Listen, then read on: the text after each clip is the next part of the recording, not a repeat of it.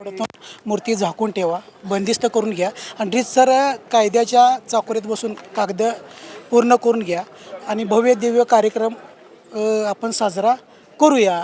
या पद्धतीनं एकनाथ शिंदे साहेबांनी आम्हाला तसं सांगितलं. नेमका काय वाद झाला होता, काय घटना घडली? वाद हा झालाच नव्हता हो. छत्रपती शिवाजी महाराजांची मूर्ती 2 दिवसापूर्वी बसली. फक्त प्रशासनाला असं पाहिजे होतं की ते विनापरवाना बसलेले आहे.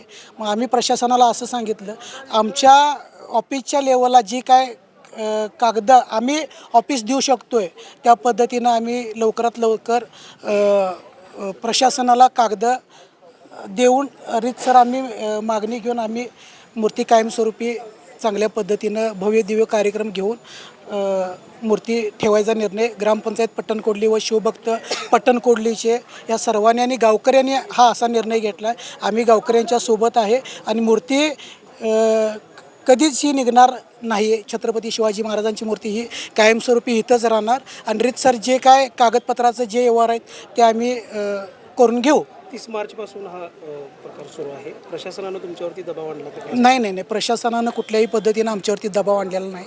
आम्ही गावासोबत आहो, शिवभक्तांच्या सोबत आहो आणि माझी बॉडी माझ्या खंबीरपणे मला बॉडीचं पण साथ आहे आणि सगळ्यांनी मिळून घेतलेला निर्णय आहे. ज्या पद्धतीनं गावानं आम्हाला निवडून दिले आम्ही गावाबरोबर कायम राहू, आमचं पद असो किंवा नसो.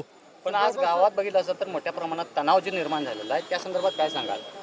का छत्रपती शिवाजी महाराजांची मूर्ती विनापरवाना बसवली.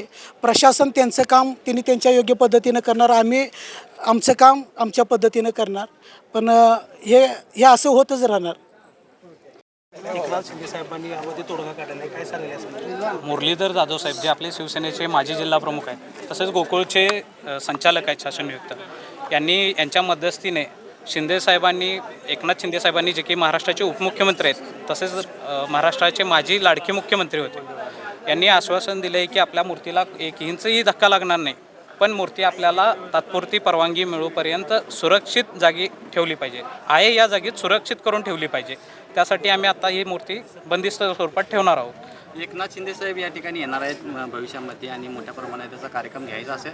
किती दिवसात ही मूर्ती? लवकरात लवकर आम्ही याची परवानगी घेऊ, शासनामार्फत रीतसर परवानगी घेऊन एक भव्य दिव्य असा महाराष्ट्रात झाला नाही असा कार्यक्रम घेऊन शिंदे साहेबांच्या हस्ते मूर्तीचं लोकार्पण सोहळा आम्ही पार पाडू.